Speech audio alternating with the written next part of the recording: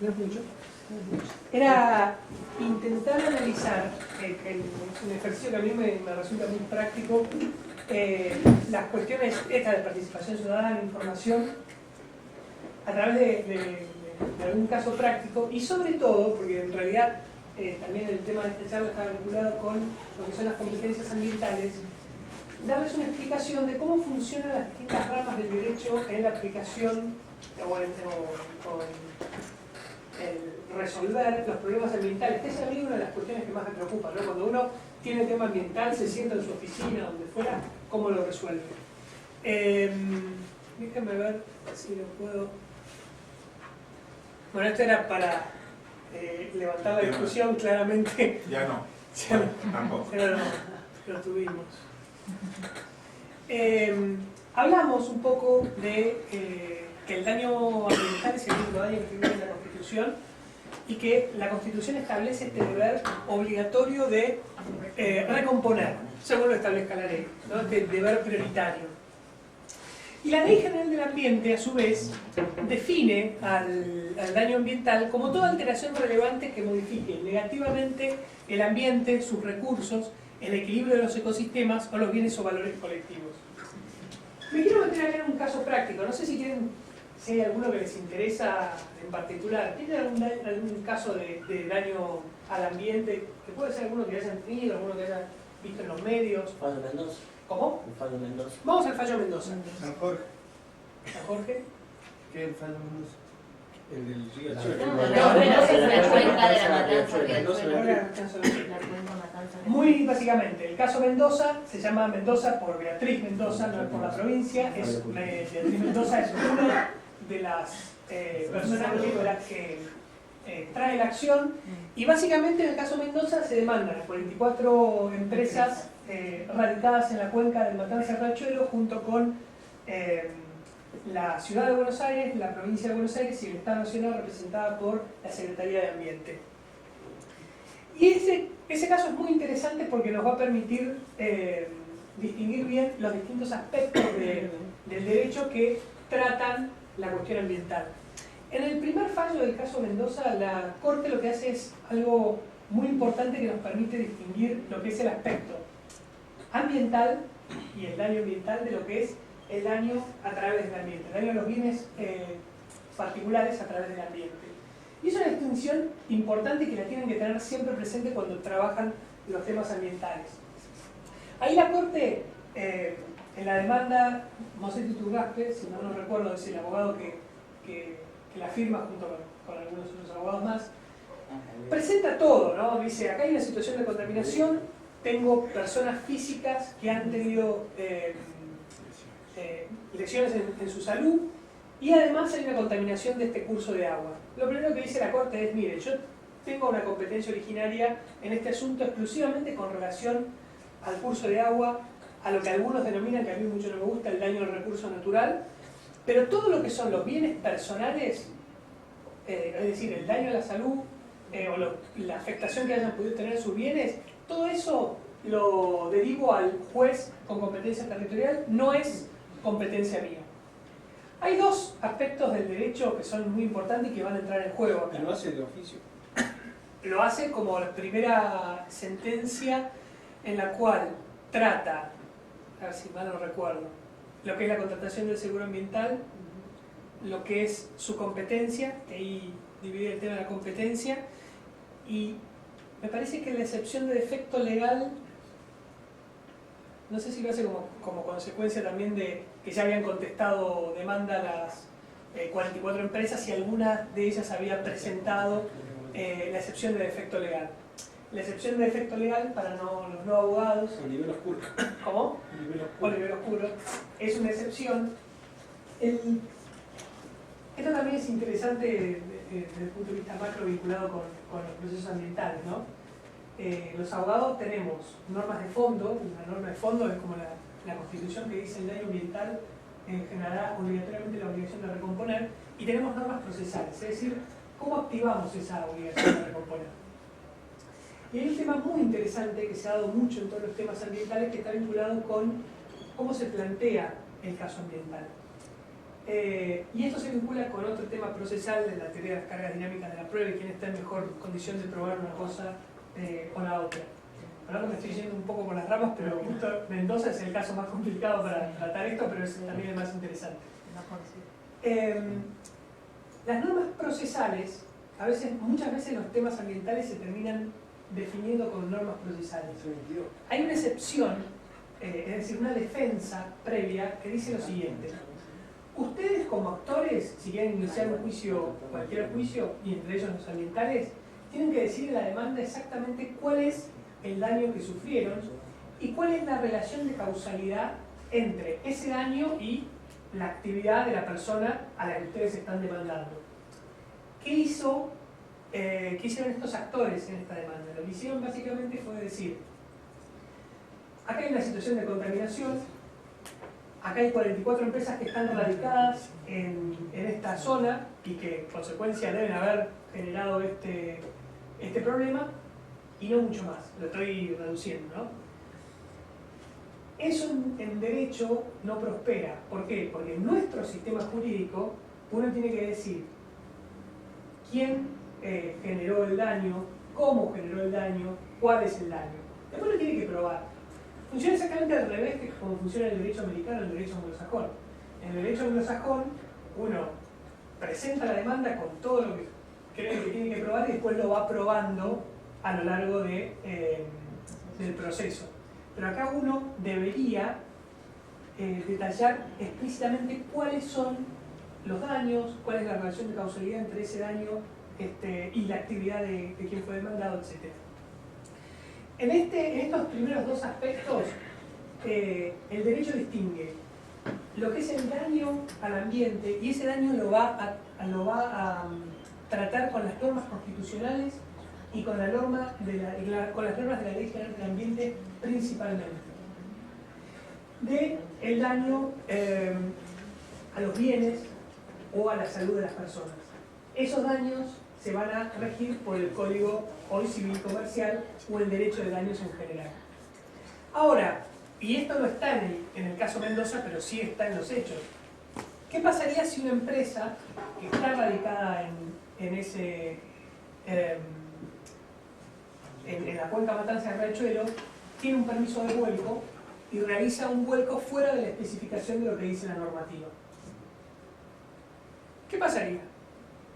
Yo soy una empresa, tengo una demanda que tramita ante la Corte Suprema por el daño ambiental, pero además tengo probablemente una demanda por los daños personales y además ahora tengo un expediente administrativo en la cual me investigan por una multa, ¿no? Me dicen, usted fue más allá del permiso de vuelco que tenía, volcó fuera de especificación. Ahí yo tengo un procedimiento administrativo y el derecho administrativo me va a estar controlando todo ese proceso. Es decir, voy a tener por un lado el derecho de daños para el daño a las personas o a los bienes. Por otro lado, el derecho constitucional y ambiental que me va a estar trabajando en todo lo que es el daño al ambiente en sí. Y por otro lado, voy a tener el derecho administrativo que va a estar regulando la actividad de habilitación de esa empresa y todo el transcurso, digamos, durante la vida de esa empresa, todo lo que son las emisiones gaseosas, las emisiones de los vuelcos líquidos, el proceso de gestión de los residuos. Esto es importante y a veces lo perdemos de vista cuando nos llega el problema concreto, ¿no? Son distintos aspectos del derecho que van regulando el mismo problema, que van regulando el tema del daño. ¿Qué hace el derecho administrativo? Busca prevenir el daño, pero ¿cómo lo busca prevenir? Con una normativa que me impone límites a las emisiones, ¿sí? El derecho administrativo me va a decir, usted puede volcar, pero con este límite. Usted puede emitir emisiones gaseosas, pero con este límite. ¿Y qué es lo que va a estar haciendo, o qué se supone que va a estar haciendo? ¿Sí? Sería un poco el problema que se le ha planteado a Volkswagen con el tema de las emisiones de los vehículos, y superan los límites. ¿Conocen saben Sí. exactamente cuál fue el problema, lo que hizo Volkswagen? Sí, ¿Qué hizo? alteró el programa Exacto. de los vehículos, interno en los vehículos, para cuando fueron controlados iba a alterar el resultado final para que estos dieran dentro de los parámetros establecidos En la normativa. o permitidos. Exactamente, truchó el programa para que cuando el auto detectara que estaba siendo sometido a un control, viera que el volante estaba parado, pero como que no tenía mucho movimiento, que el auto tenía una aceleración constante, ahí detectaba que podría estar siendo sometido a una prueba y cambiaba de modalidad emitiendo nuevas regulaciones.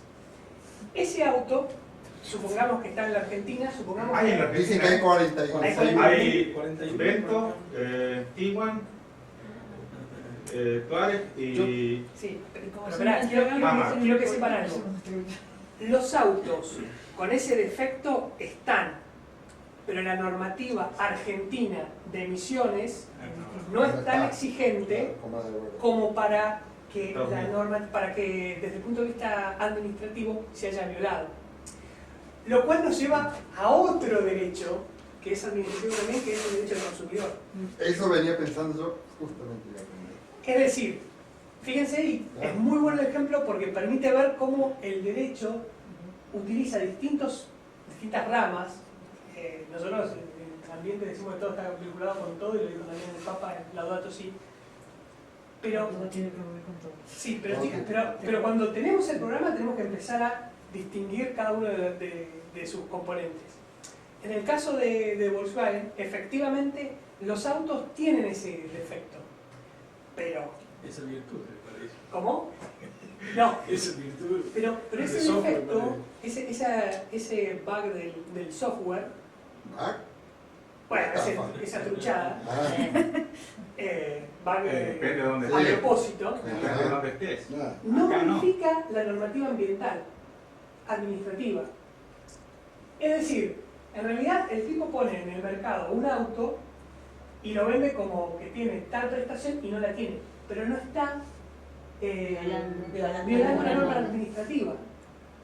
Con lo cual, desde el punto de vista administrativo de emisiones, no tengo ningún problema. Ahora, desde el punto de vista de derecho del consumidor, es un problema, porque es un engaño. Muy bueno el ejemplo, porque así eso Puede permite. usar. Sí, yo era justamente pensando eso cuando venía en el viaje. Digo, los que tienen plan de ahorro en Volkswagen, todos tendrían que salirse del plan, pedirles que rescindir el plan porque la empresa ha demostrado una Pero no por actitud. una norma ambiental, no porque violó una norma ambiental, porque en realidad hay autos mucho más, perdón por la palabra, pedorros, circulando. O sea, no es que el auto viola la norma ambiental, Totalmente claro. es que el producto trae unas especificaciones que son incorrectas con relación al consumidor. Sí, sí. Y se me había ocurrido darle una vuelta a esto. Una vuelta con Una Está bueno. Estaba con el caso Mendoza. ¿Qué me interesa rescatar de estos aspectos que me parece muy importante cuando analizan el problema? Que todo lo que es la participación, de la participación ciudadana en los distintos proyectos, corre bajo el derecho administrativo.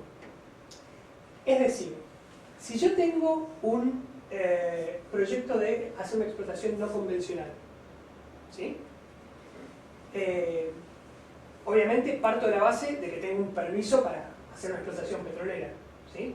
Ese es un permiso administrativo. Y le voy a decir a la autoridad de aplicación, voy a hacer este desarrollo y voy a perforar estos 10 pozos y voy a utilizar esta arena y voy a traer esta agua y demás. Obviamente van a tener ustedes que seguir el procedimiento que la autoridad disponga, que va a estar impactado por estas normas de la ley de presupuestos mínimos, pero que la transición, es decir, donde ustedes las van a ver reflejadas, es en el marco de un procedimiento administrativo. Es importante porque a veces perdemos de vista dónde tenemos que hacer las presentaciones y demás, y dónde las tenemos que hacer es en el marco del expediente administrativo. Vamos al ejemplo. Voy a explorar 10 pozos, voy a perforar 10 nuevos pozos en no convencional, le digo a la autoridad de aplicación. ¿Qué hace la autoridad de aplicación con la información? Contrasta si esos 10 pozos caen dentro de la definición de lo que es un proyecto que requiere la participación de la comunidad que obviamente va a caer. Hasta los kioscos. ¿Cómo? Hasta los kioscos. Sí, jardines de infantes, básicamente no hay nada que escape. Aunque tienen algunos bemoles, porque en las provincias petroleras sobre todo, cuando lo que se hace es se establecen distintas categorías de proyecto y algunos la participación ciudadana se cumple con un simple anuncio en el diario y otras requieren la audiencia pública. Ese instrumento tan temido por todas las empresas en la cual tienen que recibir a todos los interesados en el proyecto, interesados en boicotear el proyecto obviamente, interesados en analizar el proyecto, informarse del proyecto.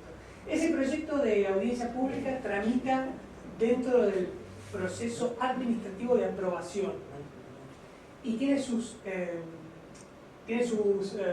especificaciones de acuerdo con ese expediente administrativo. La parte general, el marco, se lo va a dar la Ley General del Ambiente, pero cada autoridad local, provincial o municipal puede dictar la norma bajo la cual moldear ese procedimiento. En principio, la Ley General del Ambiente dice que esa participación previa no es vinculante para la autoridad de aplicación. Yo trabajé este tema en un taller y realmente es interesante. Obviamente se imaginan que si fuera vinculante y la ciudadanía se opone, la autoridad no podría aprobar el proyecto. Yo creo que está bien que sea así, porque en definitiva, de otra manera, sería transferir la facultad de autorizar el proyecto a la comunidad, lo cual, a mi criterio, no sé si está muy bueno. Volvemos al primer comentario, depende del sistema de... El país que uno quiere. El sistema de gobierno. Bien. No, y ahora lo voy a vincular con lo que dije al principio, porque ya veo que me estás mirando fuerte. A mí me parece que el país que uno quiere tiene que estar plasmado en los representantes que uno elige, que deberían ir en la misma línea. Bueno. Es una utopía. Y yo vivo de eso. Ah, bueno, en la provincia correcta, si le gusta soñar, en la provincia correcta. Otro país. Yo quiero volver, no me hagan esto. Es una provincia feliz. No me quiero meter. Quiero volver. Venga. Hágase amigo. Lo que sí creo que se está desarrollando mucho, sobre todo en el derecho comparado, es el concepto que va un poco más allá de la participación ciudadana, que básicamente es la posibilidad de hacer comentarios al proyecto y que la empresa o el Estado que esté ejecutando ese proyecto tenga que dar una respuesta. O puede incorporar alguna mejora. Ni que hablar. Lo que pasa es que la sociedad a veces obra alrededor o los interesados, porque hubo un caso, por ejemplo, en Austin, en Salta, donde se fija una audiencia, se cita, se hace público y no van. O sea, piensan, pero es un hierro, piensan boicotear eso, no va nadie y lo toman como consentimiento. Y la corte salteña dice, sí, hubo consentimiento, se les permitió estar. Hubo participación, sí. Y el silencio lo tomaron como consentimiento. No fueron y eso lo incorporan acá. Entonces, a veces quiero al revés, de ir. La normativa prevé instancias y es cierto, es una realidad, que muchas veces, esto lo muestra la realidad, quienes realizan o tienen la obligación de ejecutar esto buscan la fecha, no sé, después del día antes de la vacación de invierno. Y estos estaban acampados en la tranquera, o sea, Y no fueron a la audiencia. Claro, podrían haber ido. Desconocieron Claro, como la de guapo decir legitimación del nada, proceso. dejaron que se quede. Y después las consecuencias son otras. Ni que hablar. Quiero seguir este trayecto para que se lleven algo que me parece importante. Si hay alguna deficiencia en ese proceso de audiencia pública, esa deficiencia se va a producir en el marco de un expediente administrativo. Y en ese sentido, en el marco de ese expediente administrativo, si a ustedes la respuesta no los satisfizo y creen que hay algún incumplimiento vinculado con la participación pública que se plasma en el acto administrativo que termina aprobando el proyecto, ese acto administrativo lo pueden cuestionar en instancia primero en instancia administrativa y votada en instancia administrativa en sede judicial. Ahí es donde arrancan los amparos y demás para frenar las obras por falta de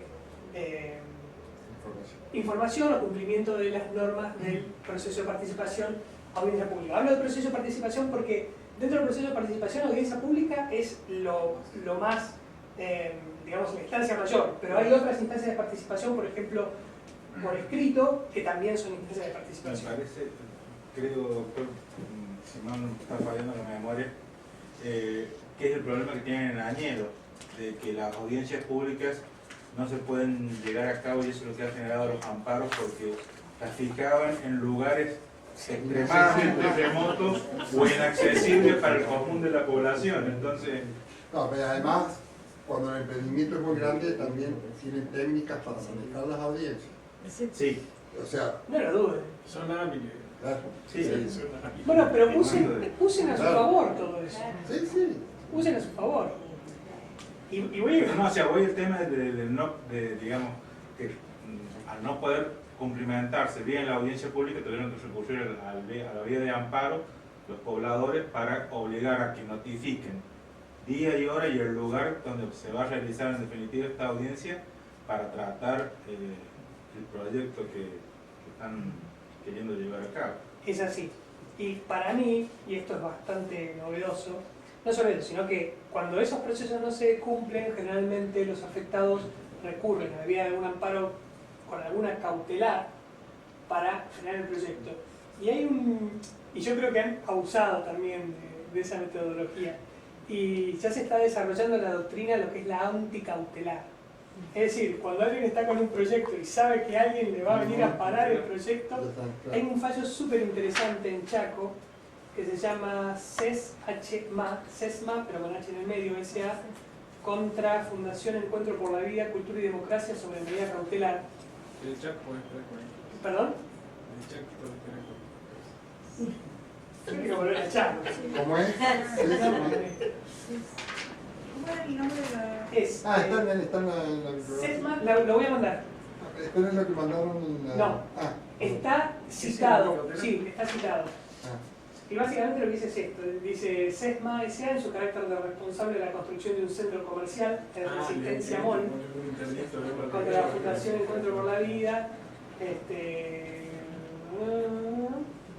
dice, ¿Alguna obra nueva? claro, pedir que se abstenga de realizar cualquier acto o omisión que implique la perturbación de la ejecución del proyecto de edilicio urbanístico referenciado. Funda la petición en la existencia de antecedentes administrativos y reglamentarios tramitados ante los pertinentes organismos, es decir, que hicieron toda evaluación de impacto ambiental, participación previa y demás, cuentan con legitimidad la legalidad del proyecto, lo que se vería gravemente afectado ante presumibles acciones judiciales tendientes a paralizar el mismo. Abre el paraguas.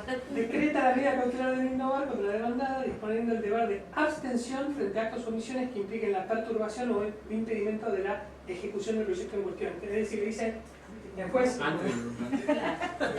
no puede plantear una medida cautelar. Es decir, lo horrible de eso es que dice no puede pedir justicia. No puede acudir a la justicia. Si lo hace a través de actos, se para en la justicia para demandar, para frenar, tiene una estructura con la cual se basa. Dice, pero usted no puede acudir a esa estructura. No puede pedir justicia. Sí, yo, Eduardo Andrés Pigretti, y por eso me gusta... En primera instancia, ¿no? sí, por eso me gusta... a veces tengo un pensamiento circular, pero esto se vincula con lo que hablamos al principio, que yo les dije, me decía que son los fantasmas de la aplicación del derecho ambiental, que es la actividad sobre actividad judicial, por un lado, es decir, que el juez resuelve, dicta un plan de remediación, dice cómo hay que hacerlo, controla, todo con un perito. ¿No? Doctor, le digo ¿Es que le dieron que lugar a eso? Néstor Caferata está chocho de eso, lo anda diciendo por todos lados. Bueno, si usted Que me inclusive- leyó, habrá visto que... No, le digo, Néstor Caferata en es las la antípodas. máxima Claro. autoridad judicial ambiental en Argentina. Bueno, El no quiere secretario- decir nada. No, bueno, pero actualmente él una ocupa política dentro de el eso. lugar de secretario de la Corte Suprema de Justicia en cuestiones ambientales, y del caso Mendoza dice exclusivamente que es objeto de estudio en el mundo. Pero no está firmando. Yo, Sí, por favor, así dice. Por ahora no Sí. firma. Estuvo en San Luis la semana pasada, no, lástima que Sí. no Ah, fue. en el colegio de abogados. Pero bueno, nosotros arrancamos con la especialización en Derecho Ambiental en la UCA en el año 2000 y la parte de jurisprudencia ambiental la daba Néstor, yo lo conozco claro. desde hace 15 años. ¿Cómo? Néstor, ¿no? Législa de la. Bueno, con el doctor Capilata. Y si bien no coincidimos, él tiene una visión tiene una visión civilista del área ambiental y yo tengo una visión más constitucionalista. Creo que el derecho administrativo es el derecho procesal del derecho constitucional y por eso también me apoyo un poco en el derecho administrativo, pero él tiene una visión civilista o de derecho de daños sobre el tema ambiental y yo no. Me invita a todos los actos y todo, claro, pero... la exposición de él dice, empieza, el juez tiene que buscar resultados en lo ambiental. Yo les voy a decir una máxima que es ampliamente conocida. Los espacios de poder se ocupan. Hay una función administrativa, una función judicial y una función legislativa.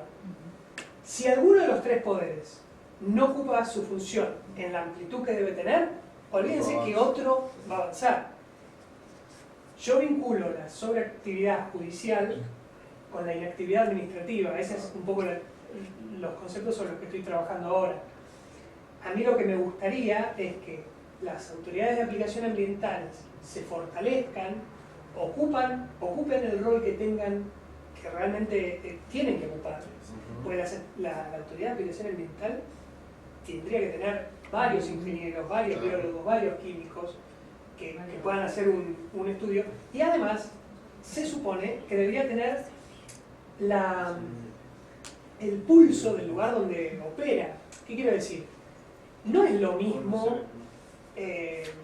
un derrame de 1 metro cúbico de petróleo en la selva, que en el desierto, que a la salida de un jardín de infantes. No es lo mismo. No me quiero meter en... Creo que los tres está mal. ¿Sí? No quiero bajarle, decir, no, bueno, si es en el medio del desierto, Sí, está bien. Galileo, no importa. No. Pero si yo soy juez, por más que están cada vez más preparados en temas ambientales, y eso es buenísimo, pero no voy a estar en la mejor situación, al menos hipotética, de resolver ese tema, que como debería estar la autoridad administrativa. Y si la autoridad administrativa sigue dando pasos para atrás, mi visión, y no todas, sigue dando pasos para atrás, y los jueces van a... Aparte, a los jueces les encanta. Pero hay una- Les encanta gestionar y les encanta ejecutar políticas, cosa que no es su rol. Bueno, no lo han hecho solo en lo ambiental, lo han hecho no solo en lo ambiental. Ah. Esta composición de la Corte lo ha hecho en un montón de casos. Claro. Por ejemplo, en otorgar la vivienda, a Macri en una causa lo obligó a darle vivienda a una chica con problemas de discapacidad. Está bien, no es una No, judiciocracia, no es una judiciocracia, pero... Bueno, También, digo, como debe hay funcionar. algún, me parece, en mi opinión, que debería haber algún límite y creo que se tendría que checar un poco la justicia y expandir un poco la autoridad administrativa. El poder legislativo creo que está con su rol bastante completo, pero ahí hay una tensión, o hay un retroceso y un avance.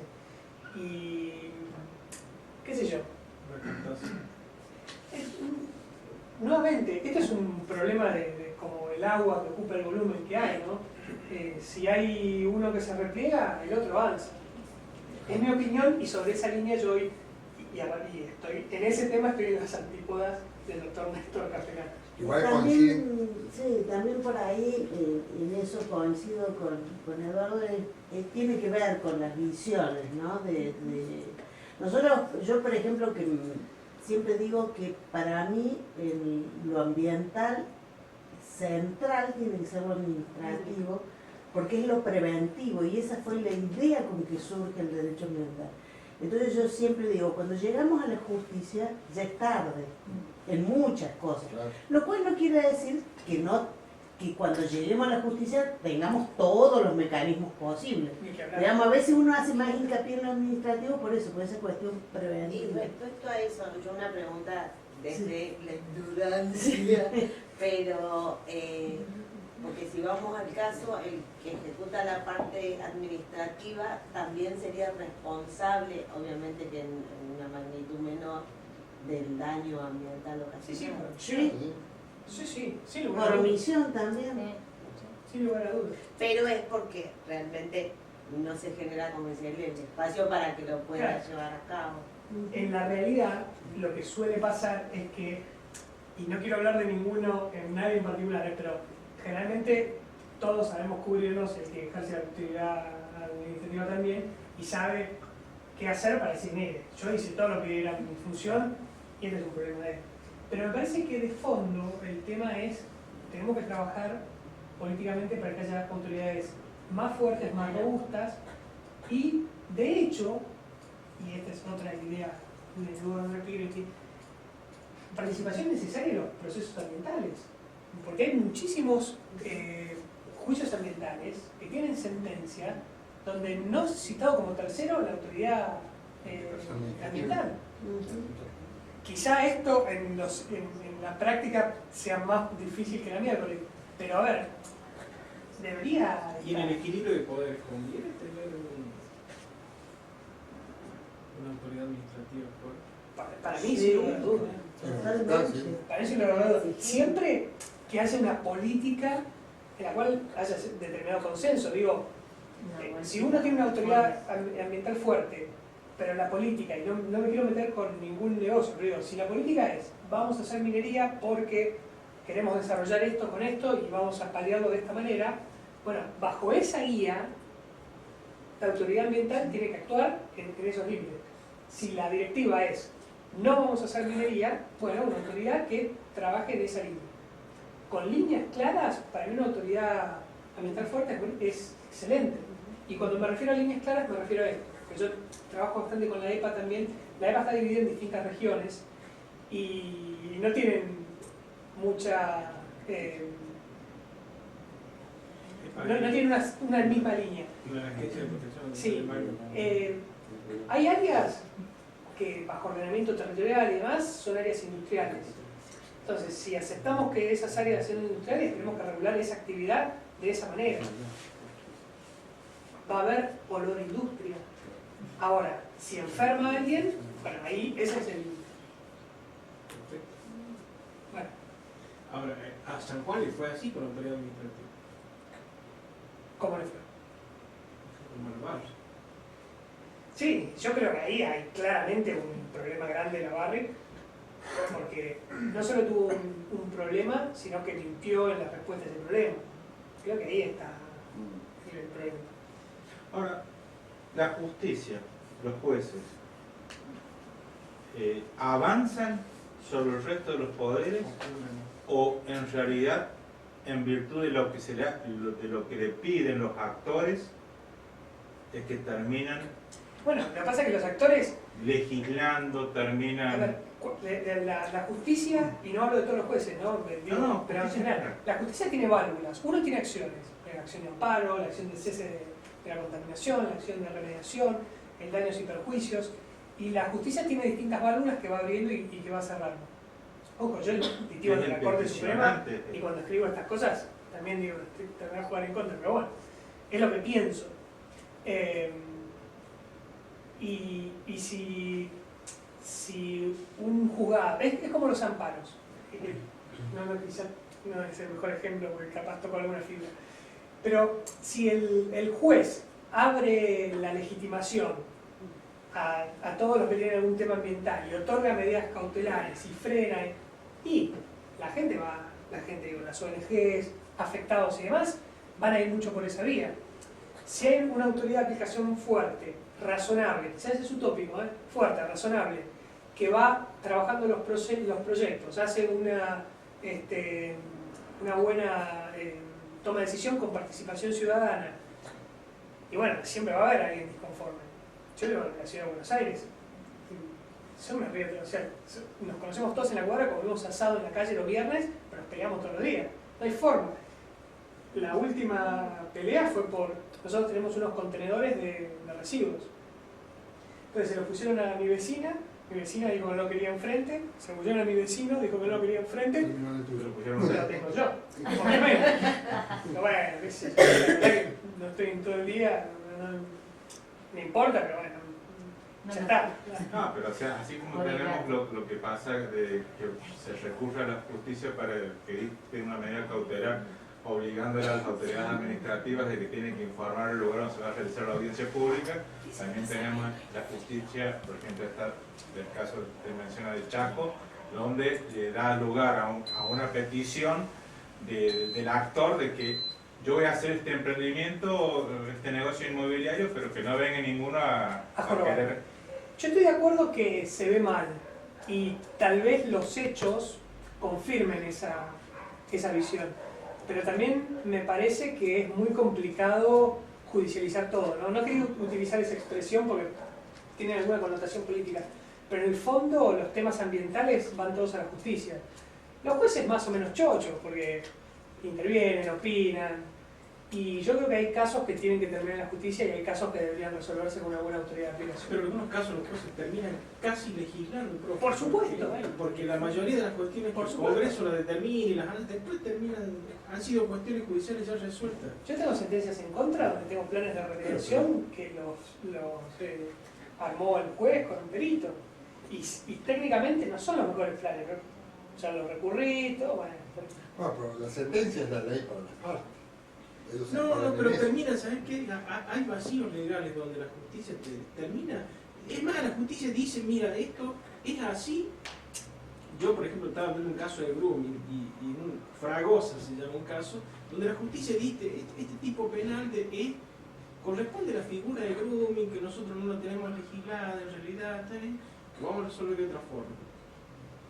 Y después sacan la ley, o sea, y como eso, un montón de casos, muchísimos casos donde los jueces terminan resolviendo y después el Congreso dice, bueno, sí, vamos a legislar sobre este punto, claro, sí. pero ya han sido cuestiones resueltas por los jueces y eso es lo malo. Sí. A mí es lo que me preocupa, y no digo que se dé en todos los casos, pero sí donde yo trabajo, o sea, yo trabajo porque la autoridad de aplicación mejore, tenga participación en los juicios ambientales y realmente pueda hacer un aporte desde la técnica bueno, ¿no? Que no todo quede en manos de un juez y un perito, al menos que esté la autoridad presente. ¿Sabes qué una cosa que a mí se me plantea cuando, en esos casos que vos planteas, si uno realmente ahí lo visualiza, pero hay otros casos, muchísimos casos, y donde a mí me parece que está el riesgo que se lleve tanto a la justicia, que el juez no toma medidas con respecto al ambiente, toma medidas con respecto a las personas, y esa va a ser su prioridad. Entonces, por ahí decir, bueno, este problema que lo llevamos a la justicia, que obtuvimos una resolución, ¿qué mejoró en el ambiente? ¿Se recompuso? ¿Se logró un cambio ambiental? ¿De acuerdo?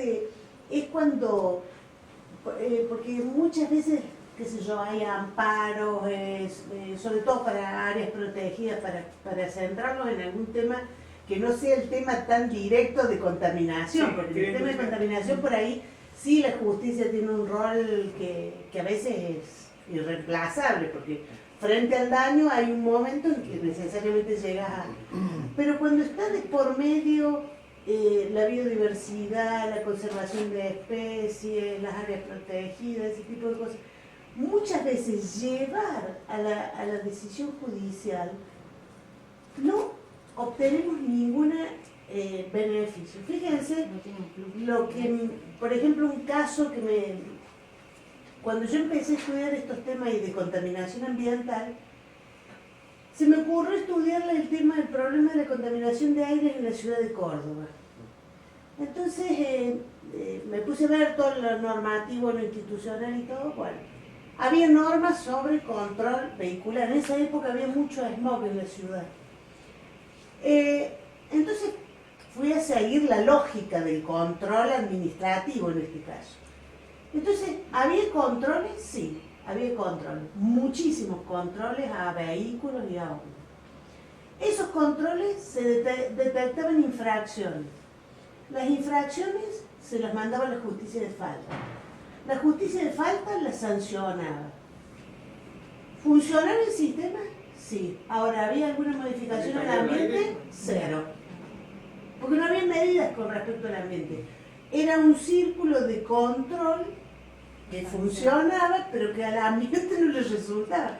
Entonces uno no podía decir, es eficiente la justicia, es ineficiente la justicia. No, aplicaba, sancionaba, el organismo de control controlaba.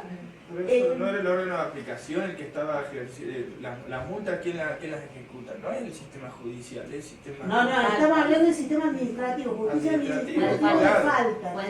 Pero ejecutaba las multas, pero el ambiente, el aire seguía igual. ¿Te das cuenta? Ni le sumaba ni le restaba el ambiente. Controlaba, estaba fuera de norma, te sancionaban, pagaban la multa, pero tú no recomponías. Yo voy a contar un caso, si me da un segundito, un caso muy particular. En la función que yo cumplo, estando a cargo del área de residuos peligrosos, que cobramos las tasas a las empresas, viene cierta época del año, me ha pasado los últimos 3 años, que viene el jefe del área contable y me pregunta, che, ¿cómo va la recaudación? Lo primero que te preguntan, ¿viste? O sea, en vez de, le digo, vos estás en el Ministerio de Medio Ambiente, vos tenés que velar fundamentalmente, decirle a la ministra que se acuerde que tiene que velar fundamentalmente por el ambiente. Me llamó la ministra. ¿Qué pasa que no cobran las tasas? O sea, como diciendo, la cuestión... exacto, pasa por otro lado. Y a veces pasa que terminamos siendo el área que más recauda de todo, porque la cantidad de empresas que tenemos, algunas multas que ponemos, pero por ejemplo, yo no tengo impresora a veces, no puedo imprimir, a veces, o por decirlo así, me van a echar mañana, pero no, el lunes. Pero, ¿qué ocurre? A veces nosotros inclusive hay montones de cursos. Ahora hay un curso que se dicta en la Secretaría de Ambiente de la Nación de residuos peligrosos y no tenemos plata para ir. Y la Secretaría de Ambiente no nos paga tampoco. Nos invitan y no nos pagan nada. Entonces, claro.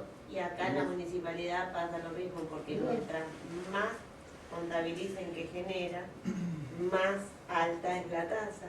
Entonces, ¿qué les conviene? Que generen más residuos, no que propongan un plan. Por eso, por ahí la actividad de los entes administrativos todavía están con el viejo criterio de lo económico sobre lo ambiental. Entonces, la idea perfecta de que crezcan en lo institucional las entidades ambientales administrativas es fantástico. Pero bueno, estamos en una transición. Y estamos hablando hace poco tiempo, que estamos hablando del ambiente y bueno. Y con una política de país, porque la mejor autoridad de aplicación, si no sabe para dónde tiene que ir, te va a aplicar la norma. Parece mentira, pero es la cosmovisión y la ética las que informan todo, ¿no? Si uno dice, bueno, quiero ir para acá, voy a aceptar el no convencional porque creo que trae un beneficio. Estamos más o menos de acuerdo y 60% sí, 40% tiene dudas. Bueno, lo vamos a hacer. Y ahí vamos todos. Es fundamental. Para mí es fundamental. Porque si no, pasa eso, ¿no? Los espacios que no se ocupan, los ocupa el otro. Y el otro la mentalidad que tiene. Cada uno. Doctor, un poco saliendo del tema, pero relacionado a lo que es justicia y lo que es administrativo. Hay una anécdota que ocurrió hace más o menos 20 años en San Luis, quizá el que lo sepa cómo terminó la historia, pero no sé cómo terminó la historia. En la zona de carpintería, los muelles, se radicaba una empresa avícola que era Globo Ave, no era la avícola común, sino era para hacer la crianza de los abuelos. Y bueno, y hubo una presentación de habitantes de Merlo, de la costa, en contra de la erradicación. Eso debe haber sido más o menos 93, el año 93-95. Bueno, se paró la obra, estuvo casi 1 año, 2 años parada, bueno, la justicia resolvió que se podía construir y se hizo. Bueno, ¿qué pasaba? No había en ese momento un Ministerio de Medio Ambiente, no estaba la parte administrativa fuerte en San Luis, entonces la gente aquí atinó a hacer un recurso de amparo, pero fueron responsables de las consecuencias. Terminaron todos con un juicio y la empresa, o sea, les cobra, yo me acuerdo si eran 28 personas las que habían firmado el amparo, y quedaron embargados, no me acuerdo si era una cifra de $800.000. Que Lo perdieron, ¿no? Lo perdieron, lo terminó pagando un subsidio de la provincia. Ese es un tema muy... Que si hubiera habido un ente administrativo, yo creo, no sé si estoy equivocado, hubiera actuado el ente administrativo y no, Pero por supuesto. y no llegar al juicio, porque si el juicio lo pierdes... Igual esas situaciones, a ver, es mi visión al día de hoy, ¿no? Yo creo que tanto las empresas como los estados, y ahora vamos a hablar muy brevemente, cuando hay daño van detrás del que causó el daño y no hay duda de que si los vecinos rompen van a reclamar lo que rompan y no hay duda que si cometen algún otro ilícito lo van a denunciar. Y eso creo está dentro de las reglas del juego. Seguramente los deben haber, no conozco el caso, seguramente los deben haber denunciado por, no sé, pérdida de lucro cesante. No, le cobraron los honorarios de abogado. Mejor todavía. Hoy... Fue una cosa del juicio. Pero si la provincia pagó es porque le convenía que se instalara la... Sí, pero la provincia pagó 10 años después. No, pero usted sabe que la actividad avícola en esa zona es enorme. Sí, ya sé, pero le explico. Cuando fue a pagar la deuda, fue para salvar a la gente. La empresa ya hacía rato, ya se había vendido. Pero es un riesgo que corre el habitante común, a veces, que si hubiera existido el Ministerio de Medio Ambiente, o el caso de... No, tal vez el juez hubiese hecho una valoración distinta sobre el planteo No, respecto a la actividad avícola es muy particular la producción, la calidad de la producción, porque es un animal muy que se enferma muy rápido y en Entre Ríos, que es el principal productor avícola del país, ya no tiene un lugar donde poner más avícolas y esta zona de San Luis está detectada como uno de los lugares con mayor potencialidad en Argentina para... y hemos tenido varias reuniones, hace mucho que no nos reunimos, pero el primero en querer preservar el ambiente es el productor avícola. Lo que pasa es que la zona es una zona turística, entonces ese es los contrapesos que hay. Instalar grandes galpones con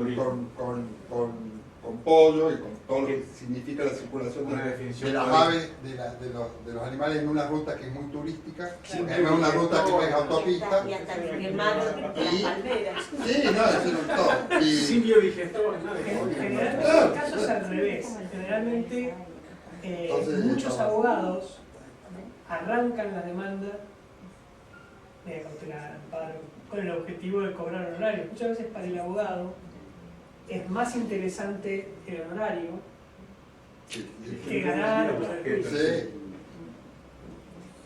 Con lo cual es un caso raro porque se ve que el juez quiso, o estaba muy mal planteado el amparo, o el juez quiso realmente castigar, entre comillas, ¿no? Porque usualmente el juez, el juez tiene la potestad absoluta de decir que la pague uno o otro, o se dividan entre los dos. Bueno, no, ya. No sé, es raro el caso. Sí, es A raro. veces lo llaman. Yo creo que los movió más, como dice acá, dijo el apellido suyo, Santana, que quizá era el negocio turístico. No, puede ser, igual. Porque estaba, el primero que firmó era el intendente Merlo, y estaba como a 40 kilómetros del lugar. Y bueno, casi toda la gente estaba relacionada más al turismo. De la zona no firmaron 2 o 3 personas. Yo, esto es para los abogados, pero... Se está firmando. Bueno, acá hubo también el planteo del filo. Debo Está cerquita del bar. supervisar más o menos juicios con contenido ambiental, no sé, 200, una cosa así. Y lo primero que miramos para la estrategia es evitar tener un incidente o algo en contra que permita al abogado de la contraparte ejecutarnos algún honorario. Porque los montos que se suelen manejar en los temas ambientales están inflados artificialmente y suelen ser exorbitantes, ¿no? Aparte los medios de la ley. O sea, si yo sumo los montos nominales de demanda, miles de millones. No tiene ningún sentido. No tiene ningún sentido. Pero bueno, tenías una pregunta, no sé si... Y en eso también los jefes son todos. Memoria corta, yo no le olvidé. Es sobre la participación, ya pasó. No pasó, dale. Se decía acá que era menos lo administrativo y más lo judicial. No, que la participación... No. Dijiste que lo administrativo cada vez es menos y es más, se pondera más lo judicial. Sí, que hoy hay más gestión ambiental desde la justicia que desde la autoridad de aplicación. Yo creo que es un problema de la participación, porque cuando hablamos de participación, la primera acción que hay es la articulación de actores. Entonces, cuando uno pregunta a la gente qué es la articulación de actores, dicen, bueno, voy a hablar de mi especificidad. Después lo llevamos a la tuya, que no sé cómo meterlo en el ambiente. Es bueno, el médico, el trabajador social, el abogado, el psicopedagogo. No, la articulación de actores es articular aquellas personas o comunidades u organizaciones que comparten la misma problemática. Entonces, cuando hablabas de la comunidad mapuche, ¿por qué no tiene éxito? Porque no articularon con las otras comunidades del resto del país que han tenido particularidades muy similares. Si no fue esa sola. Lo mismo pasa, ¿cómo se llaman ahora los que entran a los tobas? Wichi, bueno, están solos allá. A ver si me estoy explicando lo que quiero decir. Entonces, la participación ciudadana se hace desde organizaciones de la sociedad civil, desde las ONG. No se hace desde el Estado la participación ciudadana. Solamente hacen lo que dijiste. Un aviso en el periódico, chao. No hay un ente que los regule, que los concentre. Estoy totalmente de acuerdo. Los mapuches, además, entre ellos, tienen distintas líneas. Los Jexipallín y los Painemil, cada uno tiene su propia línea y están a kilómetros de distancia. Y el Instituto Nacional ¿El INADI? de Protección. ¿Cómo se llama el Instituto Nacional de Protección Indígena? ¿El INADI? No, el INADI es de discriminación. ¿Cómo se llama? Esperá. Son ese, el Instituto Nacional. Es un instituto que protege a las comunidades. El problema que tiene ese instituto puntualmente es que hay un problema, y volvemos a las competencias ambientales, entre quién puede regular ese tema, si es la provincia o la nación. Entonces el instituto, que ahora se me fue el nombre, reconoce o no reconoce a las comunidades, pero después Neuquén tiene la última palabra. ¿Bajo la órbita de qué ministerio está, perdón? Debe ser Presidencia de la Nación. Directamente. Sí. Disculpa, a lo mejor me expresé mal. No me quería expresar solamente a las comunidades aborígenes. Lo que pasa es que no me acuerdo el nombre, ayúdenme por favor. Esta mina que hubo tanta movilización acá en Catamarca. María Soledad. De María Soledad. No, la mina, perdón, la mina.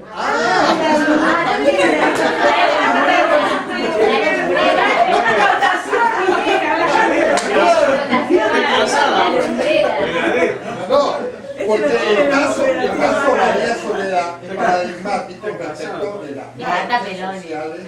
Fue el primero que se haga caso.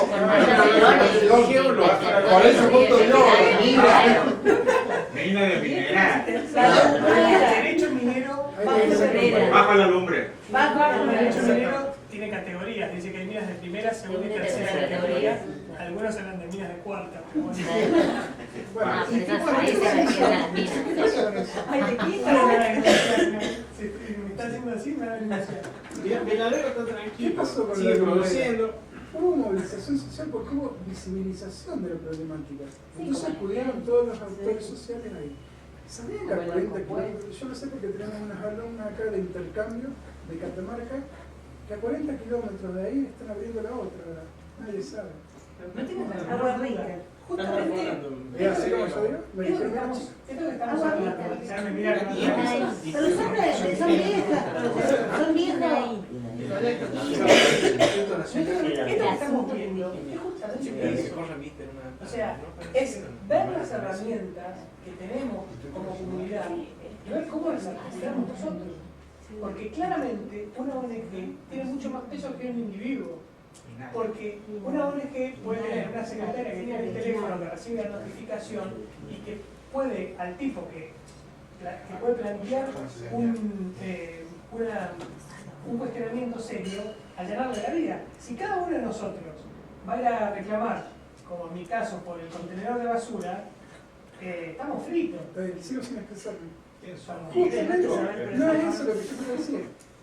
Que no sean las ONG y la organización de la sociedad civil quien lo haga, sino que haya una parte del órgano administrativo que pertenezca a la participación. Es que lo tiene que hacer la ONG. Fíjate vos que la Corte tiene hoy la figura de Nikos Kuriae y lo hace con ese objetivo. Y hay un hierro social que es este.